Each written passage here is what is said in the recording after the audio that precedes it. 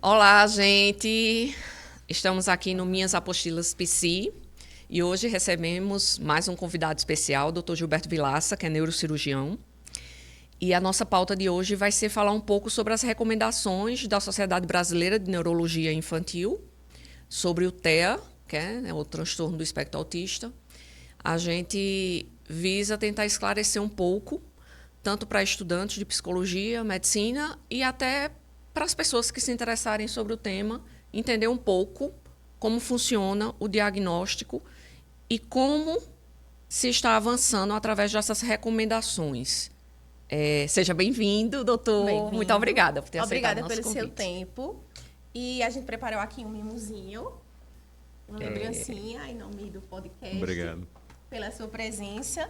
E acreditamos que é de grande importância, tanto como o Ornélio falou, para estudantes, quanto para a população de forma geral ter acesso a esse conhecimento, né, Com Ornélio? certeza. Já.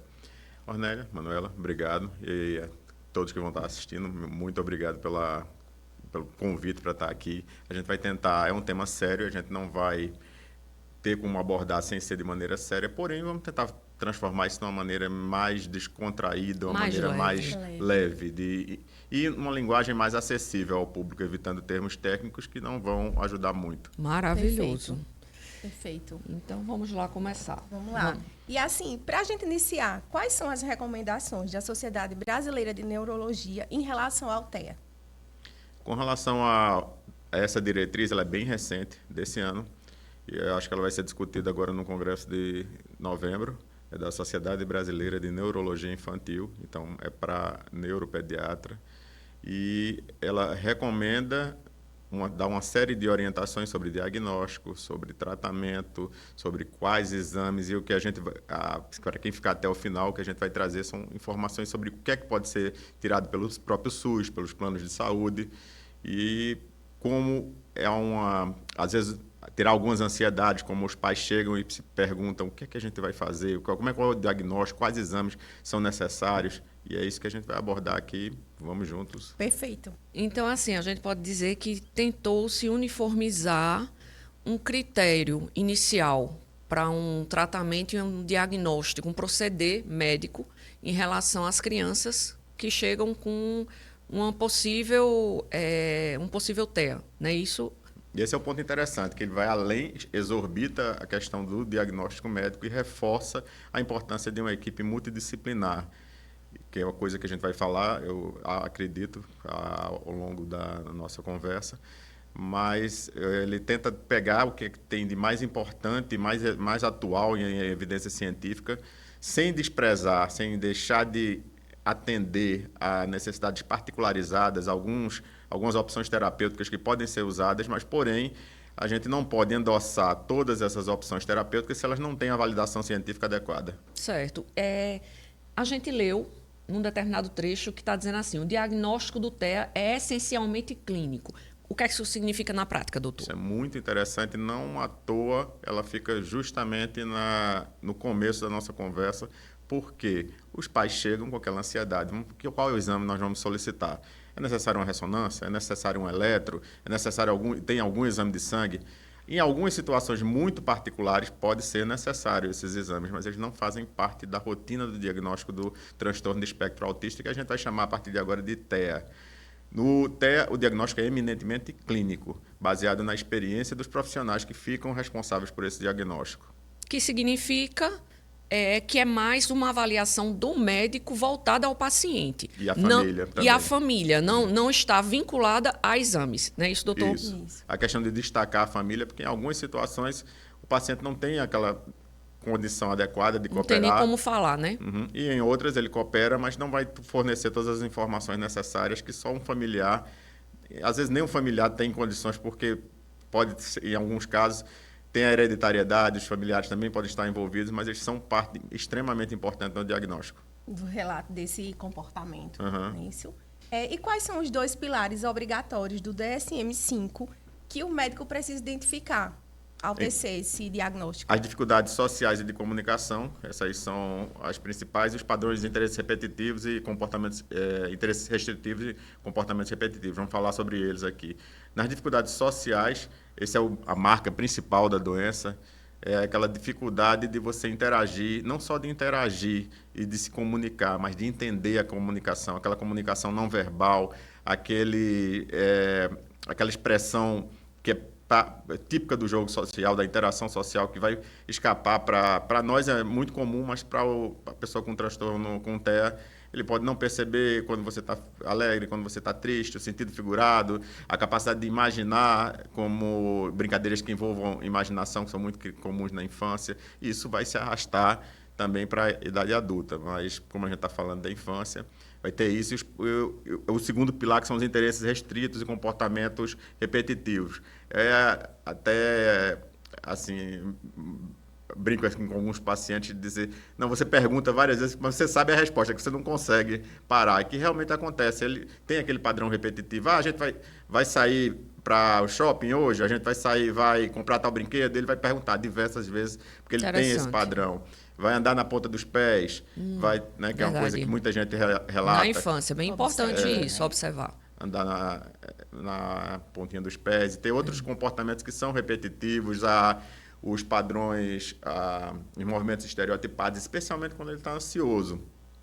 O paciente com TEA, tem uns momentos em que ele fica muito irritado e você precisa saber como lidar. É muito importante para os pais e para as pessoas que lidam com o paciente com TEA saber que, nesses momentos, ele vai precisar de uma abordagem especial, que se você começar a irritar demais, ele só vai ficar cada vez mais irritado, precisa mais ser explosivo. Acolhido. Ele tem o momento dele, o time dele, né? E ajudar nessa regulação. Né? Isso.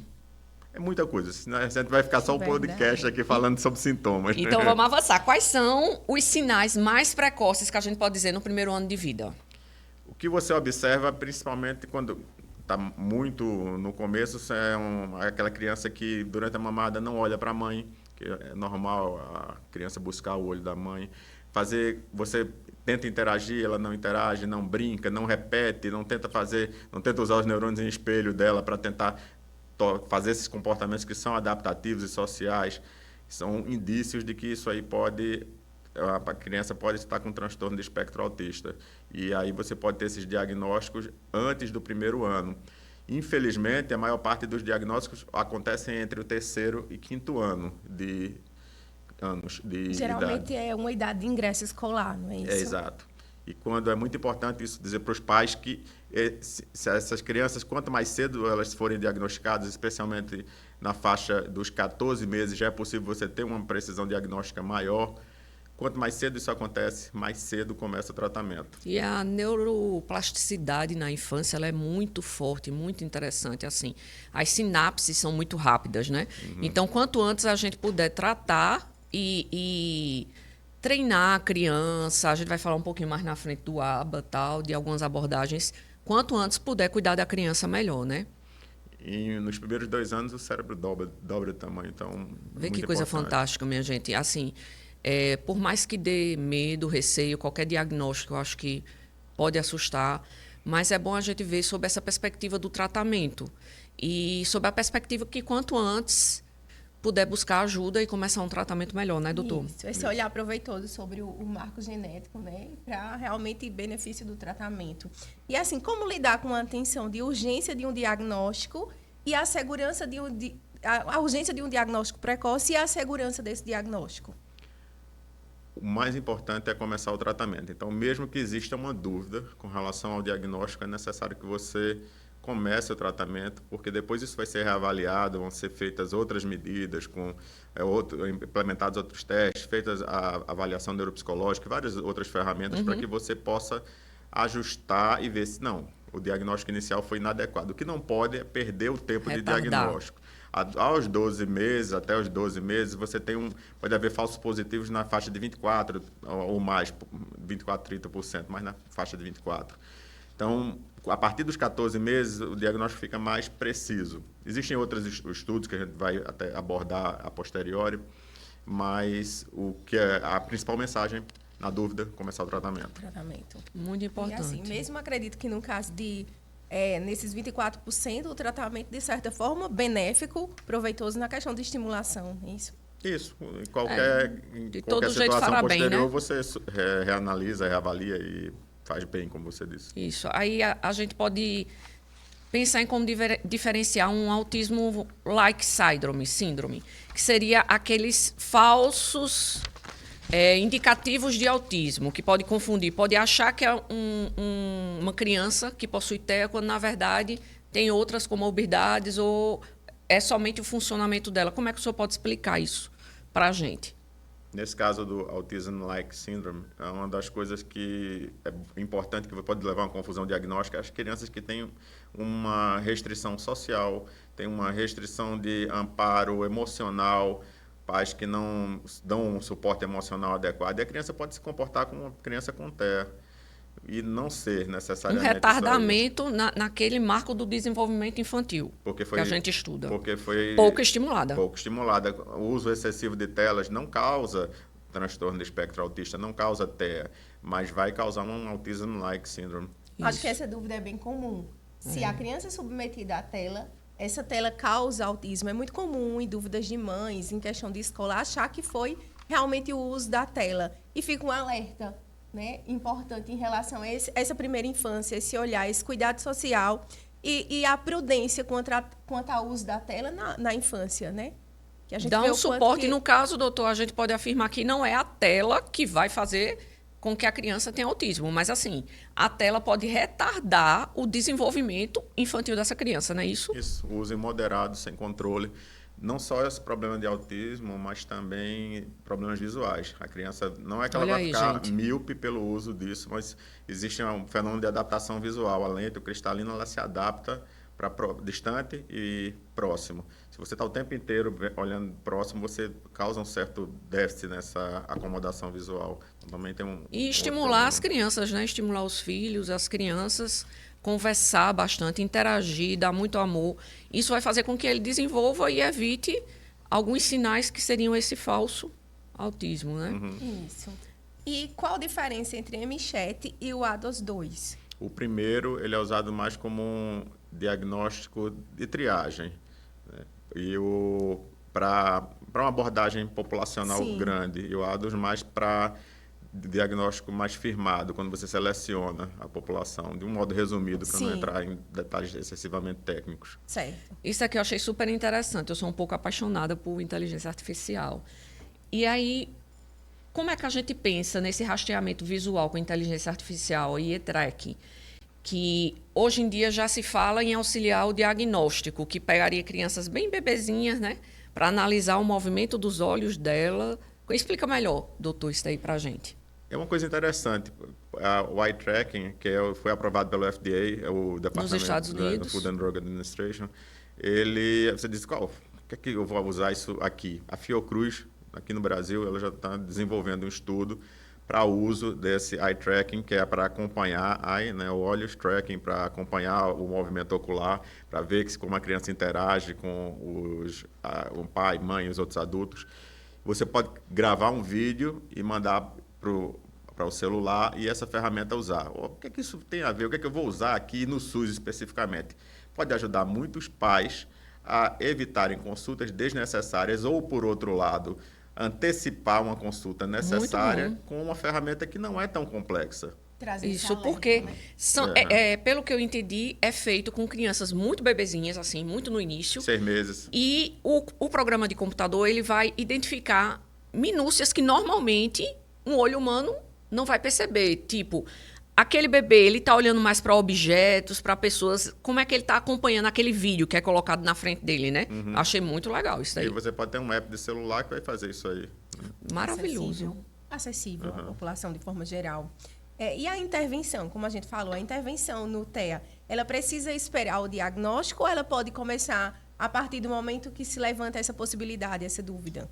O quanto antes, e é maravilhoso você observar, tem até inclusive na família, você vê como crianças que não foram tratadas no tempo adequado, como o impacto significativo que teve na vida delas, e outros que foram tratados em tempo adequado, como a interação, o desenvolvimento deles é significativamente melhor e se aproxima cada vez mais de um nível que a gente chama de nível de suporte, de um nível de deficiência bem com pouco impacto na qualidade de vida, sem muito enrolação. Aproveitando, falando sobre nível de suporte, o senhor poderia explicar, assim, brevemente, sobre os 3 níveis de suporte, 1, 2 e 3, com crianças pequenas? Primeira coisa, exclusivamente para os pais que vão estar assistindo, pais e familiares, não é uma quantificação. Você não usa o nível de suporte como quem diz, eu vou ver quanto de autismo essa criança ou esse adulto tem.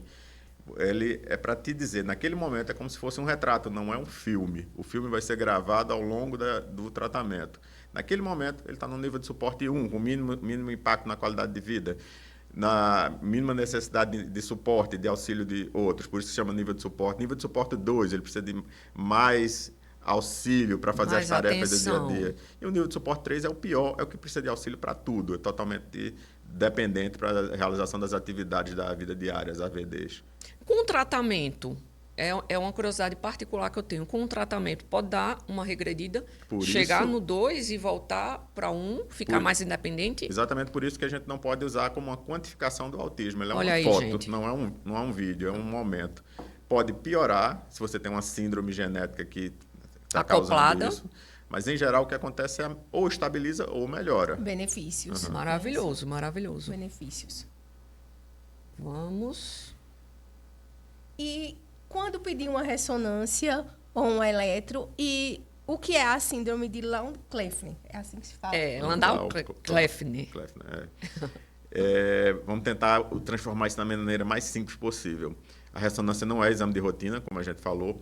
Ela surge em algumas situações específicas. Por exemplo, a criança tem o que se chama sinal focal, uma falta de força no braço, numa perna, uma dormência, um sinal de doença neurológica, em resumo, para não ficar muito técnico. Sim. Ou em algumas situações como microcefalia ou macrocefalia acima de 2 desvios padrão, cabeça muito pequena ou cabeça muito grande, que pode ser, por exemplo, uma hidrocefalia que está causando isso, porque você vai ter um déficit intelectual que não é associado ao autismo, mas é causado por uma doença neurológica. No caso da síndrome, ela está associada àquela criança que vai com... Isso também acontece em outras situações no autismo. Mas aquela criança que vai até os 3 anos bem e, de repente, o que ele adquiriu de fala, ele desaprende e começa a decair. E tem crises convulsivas, especialmente à noite. Aí pode ter uma síndrome epilética associada com perda da capacidade, com afasia motora, com perda da capacidade de Tem expressão. alguma associação com autismo retrógrado, Como assim? essa síndrome? Não, ela tem Não. associação mais com essa perda de linguagem, sabe? A síndrome, na verdade, seria distinta do TEA. Não é isso? É um paciente com transtorno de espectro autista que tem também a Landau-Kleffner. Então, é mais uma comorbidade. Comórbido. Certo. É tipo dizer, ou ele tem Down e tem autismo, ele tem déficit intelectual e tem... Ele pode ter as duas, não são necessariamente excludentes. Certo. E por que dosar o CPK? Quando você suspeita de uma distrofia muscular, distrofia de Duchenne, ela acontece... Às vezes, você tem os sintomas de transtorno de espectro autista antes de aparecerem os sintomas de falta de força, de distrofia muscular. Muito bom. Aqui entra na nossa parte interessante, que é de Verdade, abordagens é, de psicológicas. acesso, Acho que eu vou mais escutar do que É. falar. Qual é a diferença entre o ABA estruturado e os modelos naturalísticos? A aba estruturada, assim, eu vou dar um resumo, né? Vou deixar que vocês com certeza vão falar mais, mas já que me perguntaram, deixa eu falar alguma coisa também para não ficar só escutando. O aba estruturado, o DTT, ele é mais para aquelas crianças que têm uma pouca capacidade de interagir ou estão num estágio em que eles podem interagir pouco, tipo assim, me dê a bola, me dê a bola, me dê a bola, me dê a bola, repetir até ele interagir. E os naturalísticos são aqueles em que você senta no chão com a criança, ela quer fazer isso, vou buscar a atenção dela. Deixa vocês falarem agora um pouco, né? Essas abordagens a gente usa muito em psicologia, o que a gente vê, né? É que se usa mais realmente uma linha comportamental de ABA. E a gente tem umas que não são com embasamento científico ainda, né? Que são aplicadas. O que é que o senhor teria para dizer sobre a floor time? Que seria aquela dinâmica mais no chão, né? Com a criança. O que o material fala é que você pode usar, mas ela ainda não tem uma evidência científica Como tão a aba, robusta. né? Tipo, quinoterapia e outras, mas não tem uma estrutura tão robusta. O paciente pode se beneficiar, mas não dá para a gente, já que você está usando como material de referência as diretrizes, Então, a gente não pode apoiar 100%. Adicionar como uma terapia complementar. Uhum, Isso. isso. E quais práticas não possuem evidência científica? O uso do canabidiol, ele não tem apesar de ser usado, e eu acho que é assim, particularmente uma boa opção terapêutica, mas com base na diretriz não tem ainda evidência. E o pessoal da USP, lá em São Paulo, né, eles estão com uma pesquisa bem avançada sobre o uso de CBD, dizendo que ele pode auxiliar principalmente nas questões comportamentais. Motoras, acho que também, né? Também, comportamentais e motoras, principalmente as comportamentais. E outras terapias, como essas terapias que são usadas... Ácido folínico. Ácido folínico tem, mas suplementação, tirar o glúten, tirar a lactose, tirar a caseína, suplementar a vitamina tal, mineral tal. Não estou dizendo que não venha futuramente a se comprovar que isso aí possa ter utilidade. Com base no material atual, não tem evidência. Não tem base científica no momento, Para né? você pode ser só caro, porque normalmente é muito caro essas dietas dietas. restritas são caras. Essas suplementações de vitamina também são caras, especialmente algumas formas que são utilizadas. E normalmente eles já possuem uma seletividade alimentar, né? Então imagina dentro de uma seletividade alimentar ainda ser mais seletiva com essa alimentação da criança. Vai ficar bem difícil para uma mãe e um pai, né? E uma família que já está afetada com gastos financeiros, né? Ainda incluir É bom focar no que tem tratamentos- respaldo científico, Justamente. realmente. É a seletividade não só... que eu dei uma pincelada muito alta, porque é muita coisa para a gente falar, mas assim, já que você falou, vamos voltar um pouquinho para os sintomas. Não só essa seletividade para alimentos, mas também texturas, né? Isso é muito Sim, comum. muito sensível. Aquela roupa, uma Isso. coisa que ele não gosta. A etiquetas, muitas vezes pede para tirar, né? A etiqueta porque arranha. Hipersensibilidade a sons. Auditiva. Pode ser hipossensível também, em algumas situações. Você faz um barulho lá e a criança não interage de maneira alguma. Mas o que é mais comum é hipersensível. Vocês vão ver alguns pacientes com transtorno de espectro autista usando o fone de ouvido. E que é importante que as pessoas não... Pelo amor de Deus, gente, vamos ajudar. O paciente não é uma pessoa que tem um comportamento atípico. Não vamos tratar como uma pessoa que tem que é louco, coisa do tipo. Tem um pouquinho de né? empatia. Sim. E ver que a pessoa só se adapta ao mundo de uma maneira diferente e quer usar o fone de ouvido porque é muito irritante para o paciente. Isso, O entendi. contato, o barulho, aquele som, aquelas coisas do dia a dia. E existe explicação para isso no próprio cérebro, né? No hemisfério esquerdo.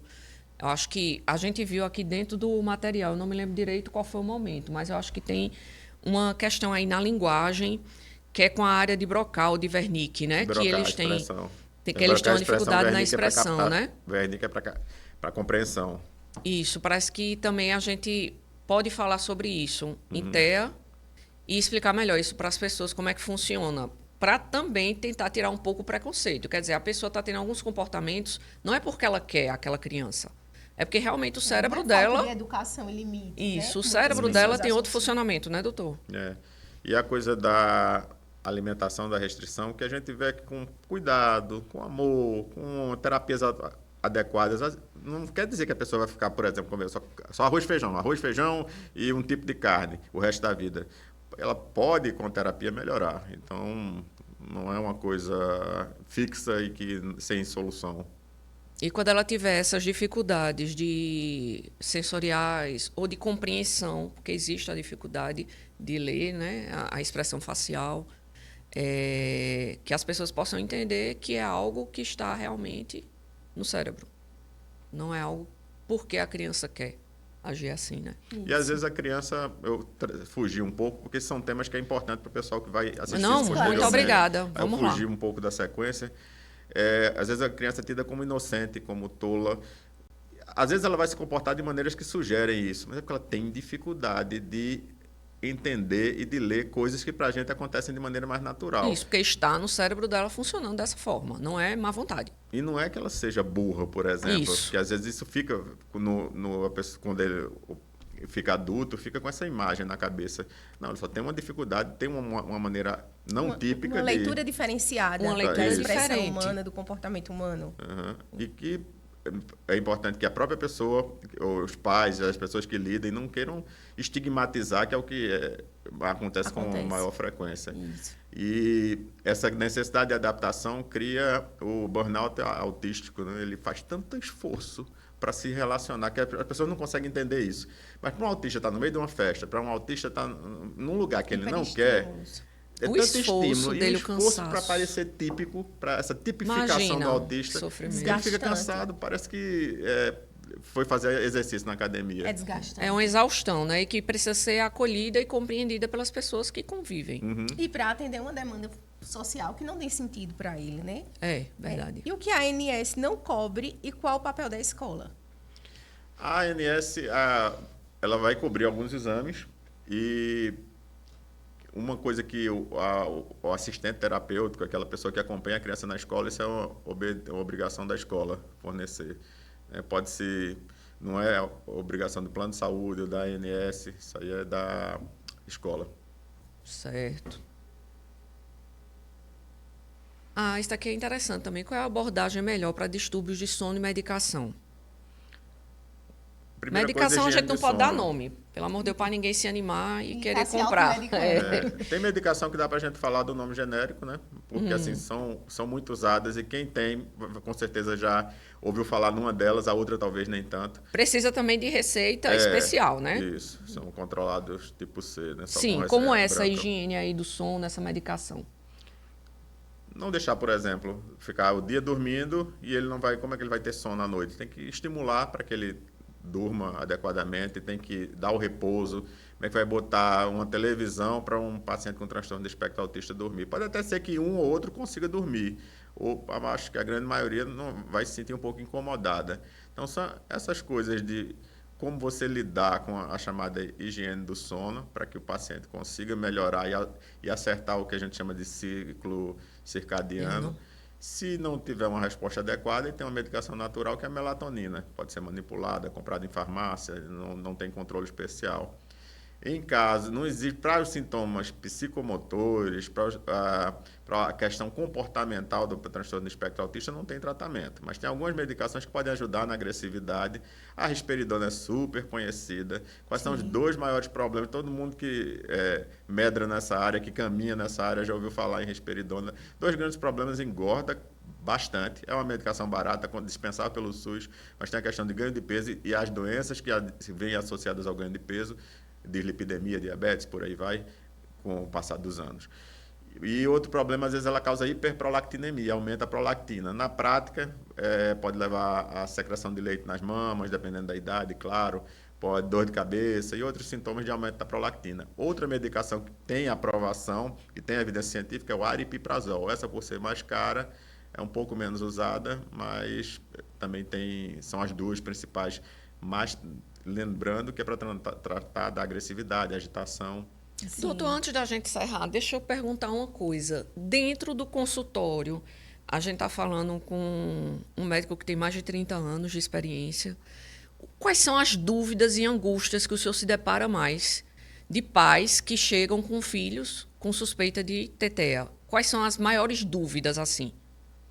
São tantas. Eu acho que assim, quem tem um paciente com TEA nível 3 vai estar preocupado se morrer, como é que essa criança, quem é que vai cuidar dela? Porque, em geral, é aquela coisa de que nem todo mundo quer estar perto nessas situações e eles vão querer um benefício social, LOAS, ou outro tipo de assistência, mas só isso não vai ser o suficiente, porque a pessoa, um paciente com nível 3 é dependente para tudo. Deixar o parente à mercê do outro.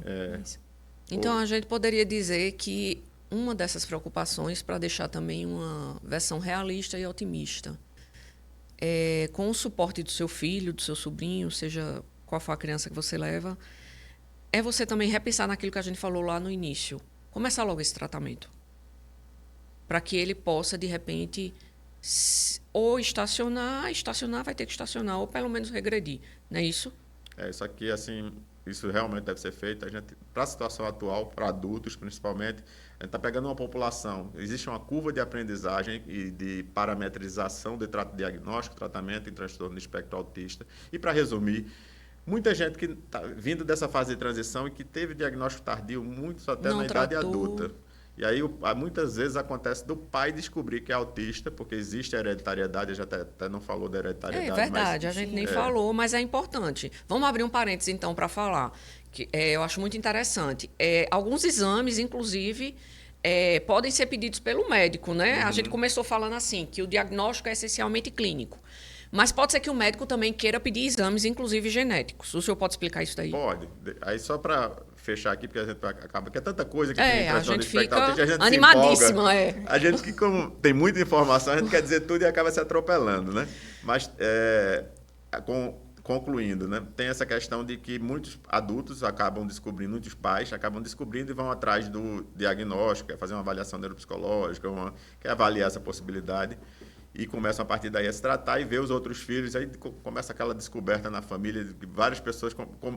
Esse adulto descobre, ou no filho ou nele, quais são os sintomas mais marcantes, e aí começa uma chuva de diagnóstico. As pessoas vão se identificando. Né? Porque tem essa questão da hereditariedade que a gente vai chegar nela. Aí outra preocupação que também tem são as comorbidades. O transtorno do espectro autista e o transtorno de déficit de atenção e hiperatividade, eu já estou aqui no meu TDAH mexendo, eles dão muitas comorbidades. E você pode ter ansiedade, depressão, então você pode ter ideação suicida. Até aproveito porque eu toquei nesse ponto. Para nunca brincar com ideação suicida. Fulano é histérico, não vai se matar. Não se brinca. Ideação não se suicida, brinca. Falou em suicídio, deu qualquer indício. Suporte máximo. Sempre muita atenção para isso. E para a TEA, você vai ter casos de depressão, de ansiedade que precisam ser tratados, pessoas com ideação suicida persistente. Então, ainda tem essas coisas que agravam um pouco mais o diagnóstico. Voltando para a genética, em geral, ela é poligênica, envolve vários genes e a expressão vai variar ao longo dos familiares. Você vai ter... Você sabe que existe uma expressão genética bem marcada, mas não quer dizer que todos vão ter expressão dos sintomas. Com relação aos exames, que foi o que você me perguntou, são obrigatórios o cariótipo, o estudo da banda G, que isso você consegue pelo SUS também, que você não vai estudar cromossomo por cromossomo, é chamado banda G, porque você bota um corante e estuda lá as bandas para ver se tem deleções, são cortes de pedaços no cromossomo. Como é que está o DNA aí, né? Se tem um cromossomo a mais, como acontece na síndrome de Down, que é a trissomia. A gente não vai se aprofundar muito nisso, porque tem muitas síndromes genéticas, mas seria obrigatório você fazer o cariótipo durante a infância. E para meninos, a pesquisa do X frágil. Para quem não fez, não se desespere, porque a incidência de doença genética não chega a 30%. Certo. Do X frágil, acho que é 10 a 20. X é o cromossomo X, e que pode 10 a 20%. Em meninas, essa pesquisa do cromossomo X frágil, ela acontece quando você tem, em algumas situações especiais, déficits neurológicos focais e déficit intelectual, que você precisaria investigar. Existem outros testes genéticos que são mais específicos, mas para a gente não... Fica técnico demais. Seria mais assim, vamos dizer, o diagnóstico é essencialmente clínico, existem alguns exames que podem vir a ser pedidos pelo médico, mas também existem uns exames genéticos que seriam mais, pelo que eu entendi, para o médico esclarecer para a família. Para excluir exatamente porque ele vai dizer o risco. E nesses casos, vamos dizer, você tem uma trissomia do 21, tem uma síndrome de Down, aí é diferente, não é mais uma herança poligênica. Aí você tem uma herança diferenciada, um risco a se estabelecer de alguns filhos terem esse problema, também terem síndrome de Down, por exemplo, e outras síndromes genéticas. Acaba que esses exames genéticos, pelo que eu entendi, vai servir muito mais para explicar para a família o diagnóstico, um prognóstico, algo assim, do que essencialmente detectar. E não é situar isso? também possíveis situações.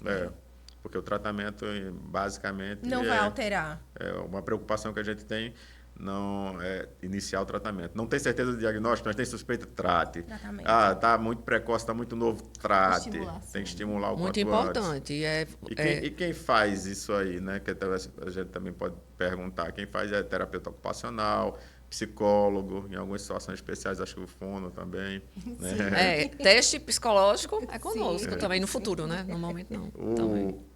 Neuropsicológico. Quem é dedicado, quem trabalha nessa área. Manu, são tantas dúvidas que na hora a pessoa... esclarecedor, e quanto mais a gente conversa... mais tem vontade de perguntar. Surge curiosidade, né? Curiosidade que parte realmente do meio social. Né? No entanto, até é um assunto novo no que a gente fala tanto de abordagem, no sentido de condição, de como é a vida dessa pessoa. Né? É um assunto que se tem pouco sobre, E a gente não esgota essas fontes, porque a curiosidade ela aumenta a cada vez que a gente vai estudando. E, assim, agradecer seu tempo, foi excelente, muito esclarecedor. Muito obrigada. Eu que agradeço pelo presente também. Tem uma mensagenzinha aqui que eu achei tão pertinente, eu vou até ler, que diz assim: a intervenção baseada em evidência não pode esperar o diagnóstico. Foi o que o doutor falou aqui o tempo inteiro, né, doutor? Vamos começar a olhar as crianças com amor, com compaixão, menos preconceito, e numa dúvida ou numa possibilidade de diagnóstico, corram para o médico. Para quem entende, para poder avaliar. Não é isso, doutor? Diagnóstico de fato seguro. Para a questão educacional, lembrar, né, que existe esse apoio educacional que é fornecido pelas escolas, uma pessoa para ficar do lado da pessoa com limitação. Existem escolas que são voltadas para tratar com pacientes que são atípicos, e que isso tem que ser usado para ajudar a integrar essas crianças na sociedade e terem uma vida com uma qualidade melhor. Que, de fato, é um direito. Né? Eu penso que a gente tem que acolher esse medo, porque deve dar muito medo quando você pensa ou quando você começa a perceber os sintomas num filho, num parente, mas você tem que tentar substituir ou, pelo menos, caminhar junto com esse medo, com o enfrentamento. Porque a mensagem que fica aqui muito fixa é que quanto antes se levar a um médico, quanto antes se buscar ajuda, como foi dito no início, o nosso cérebro ele vai muito rápido, falando numa linguagem leiga, no início, quando a gente é bebê e pequenininho. As sinapses são muito, muito rápidas. Então, quanto antes a gente buscar esse tratamento, melhor. E sabe uma coisa que eu estava pensando, não relacionada, mas veio na minha cabeça agora, uma coisa que a gente aprende, é que a gente tem aquela ideia de um tratamento curativo, uma coisa que vai resolver. E você diz, tipo assim, se não vai resolver muito, a família não vai nem... Não vai investir. Mas você lidando com as mães, principalmente, que as mães são esses anjos que estão ao lado dessas crianças, a gente vê que qualquer mínima melhora para essas mães é uma coisa tão significativa. Muito significativa. E você aprende a ver ainda com mais amor e ficar mais empolgado com você dizer, não, eu posso fazer alguma coisa, por pouco que seja. Não achar só, qualquer um pode fazer. Quando você deixa de agir com preconceito, quando você trata de maneira humana, você está ajudando. Não precisa ser médico, não precisa ser psicólogo, pode ser a pessoa que está limpando a escola, pode ser a pessoa que está com ele no ônibus. Quando você passa a ver que é um ser humano que tem um comportamento atípico. Não é um autista, doente ou qualquer outro rótulo que você queira dar. É um ser humano com um comportamento atípico. Isso. De fato, singular. Olhar, né, a diferença com esse olhar empático e acolhedor. Isso, de fato, faz a diferença, esse olhar humano, né? Isso. Então, novamente, eu agradeço, doutor, 1000 vezes. Se a gente deixasse, a gente ia conversar aqui horas e horas. Mas essa não é a finalidade inicial do podcast. Depois a gente pode aperrear para ele voltar de novo. E obrigada novamente, obrigada a todos. E espero que ajude muitas pessoas, muitas famílias possam ficar esclarecidas a partir daqui, né? Isso. Muito obrigada. Eu vou propor nosso brinde de café. Nosso brinde. Beijos psicológicos, gente. Tchau, muito obrigada. Até mais. Até a próxima.